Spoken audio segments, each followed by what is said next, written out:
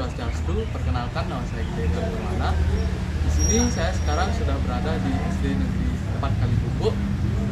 Di sini saya akan melakukan pendampingan terhadap anak yang memiliki keterbatasan, yaitu anak tunagrahita. Nah, sebelum saya melakukan pendampingan terhadap anak tunagrahita, saya akan menjelaskan tentang apa itu tunagrahita.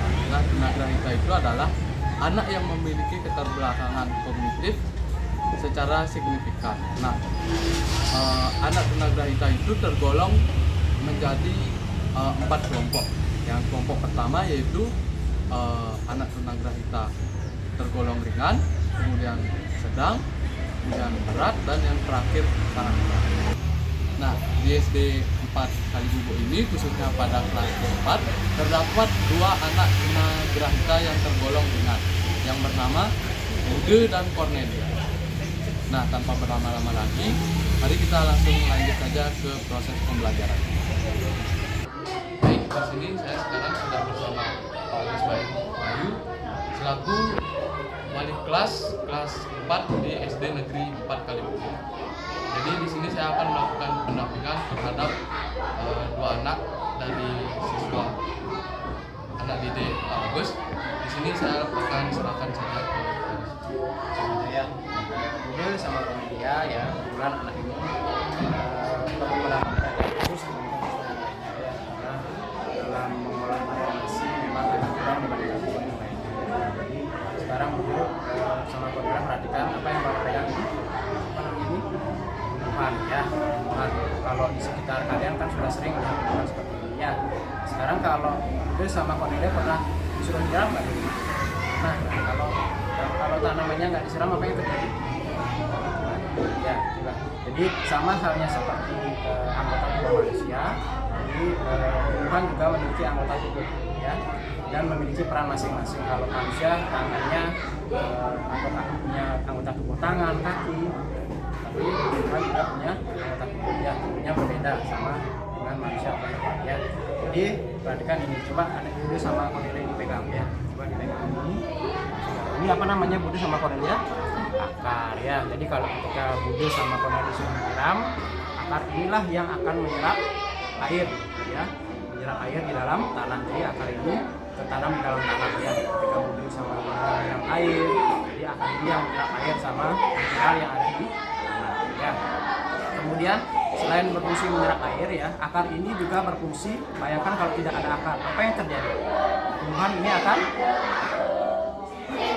ya, tidak bisa berdiri tegak, ya. Itu fungsinya akar, selain menyerap air sama mineral yang ada dalam tanah, juga untuk menopang tumbuhan, ya. Jadi atas akar apa nih namanya, Bude? Nah, ini batang, ya. Batang ini berfungsi untuk apa? Kalian sampai tahu batang itu fungsinya. Batang ini setelah akar ini menyerap air, ya, batang ini yang akan menyalurkan air ini ke seluruh bagian tubuh tumbuhan, maupun ke daun, buah, ya, misalkan itu contohnya, ya. Nah, sekarang ini batang ini menyalurkan airnya, ya, ke bagian tubuh tumbuhan. Sekarang di sini ini apa namanya, Bude? Nah, ya, ini jadi bentuk daun itu berbeda-beda, ada yang menyirip, ada yang melengkung, ya. Jadi daun ini berfungsi untuk apa? Proses pertumbuhan. Proses apa, Bude? Kamu tahu? Yang Bapak sudah pernah jelaskan itu. Jadi tumbuhan ini berfungsi untuk tempat tumbuhan membuat makanan, ya. Jadi tumbuhan itu juga memerlukan makanan, sama juga dengan manusia, ya. Jadi ini, nah, di sini tempat berlangsungnya proses fotosintesisnya. Jadi tumbuhan juga membuat makanan di dalam perutnya, ya. Kemudian ada lagi yang namanya bunga. Nah, bunga, ya. Kalau bunga itu ada bunga sempurna dan tidak sempurna. Kalau bunga itu fungsinya untuk proses apa? Berkembang biak, ya. Jadi tumbuhan bisa bertambah banyak karena adanya bunga, ya. Jadi bunga itu ada yang bunga sempurna, ada tidak sempurna, ya. Jadi selain bunga, apa lagi yang sering-sering kalian makan? Yang dihasilkan tumbuhan setelah mengalami proses fotosintesis, yang dihasilkan adalah apa?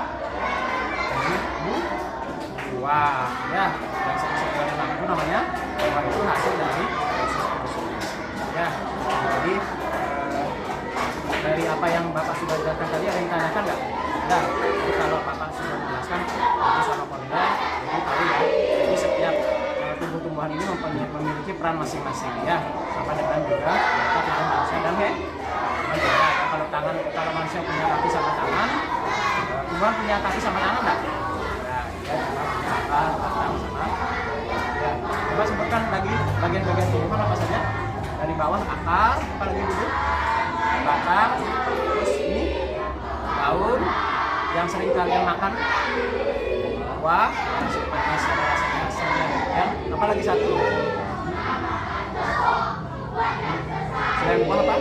Nah, ya itu ya. Jadi sekian saya sudah mengajar yang tentang siswa yang khusus.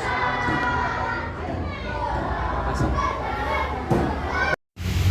Nah, jadi itu saja proses pendampingan saya di SD Negeri 4 Kali Buku ini. Saya tutup dengan para mesra.